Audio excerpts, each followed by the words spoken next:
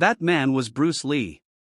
Today, we're diving deep into the real story behind why Bruce Lee's boxing skills shocked not just fans, but seasoned, professional boxers. This isn't about myths. This is about real technique, real reactions from real fighters, and how Bruce Lee blended boxing with martial arts like no one before him. The myth versus the reality of Bruce Lee's boxing abilities. For decades, Bruce Lee has been celebrated as a martial arts legend. But here's what most casual fans don't realize: Bruce Lee wasn't just a martial artist in the cinematic sense. Behind the flashing kicks and movie choreography, he studied real-world fighting methods, especially Western boxing. In the 1960s, when Bruce Lee was developing his fighting system, Jeet Kune Do, he recognized one thing early on: traditional martial arts often lack the practicality needed in a real fight. That's where boxing came in. Bruce Lee wasn't interested in fighting in a ring or winning belts.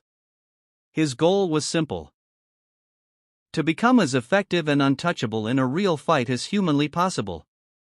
Boxing offered him something no other system could: footwork, timing, and striking efficiency. Bruce Lee's deep study of boxing legends. Unlike many martial artists of his time, Bruce Lee openly studied and borrowed from Western combat sports. He wasn't bound by tradition. In fact, he famously said, "Absorb what is useful, discard what is useless."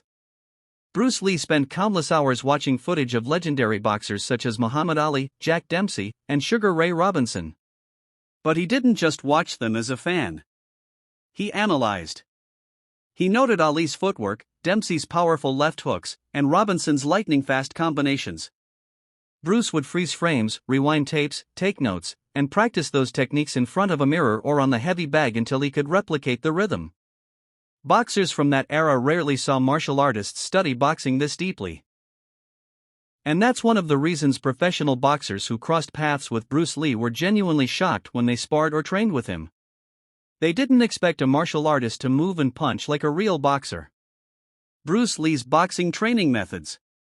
Bruce Lee wasn't content with just watching and copying. He physically trained in boxing methods. His daily regimen would involve shadowboxing. Bruce used this technique religiously, focusing not just on throwing punches but on refining his movement and visualizing opponents. His shadowboxing sessions resembled professional boxers preparing for a title fight. Focus mitt training. Before it became popular in the martial arts world, Bruce Lee was using focus mitts. His partner would hold pads, and Bruce would unleash rapid combinations with precision. Heavy bag work. Bruce Lee's punches were incredibly sharp and heavy for a man his size. That power wasn't accidental. He used heavy bags and even water-filled bags to condition his fists and arms. Speed drills. Speed was Bruce Lee's hallmark.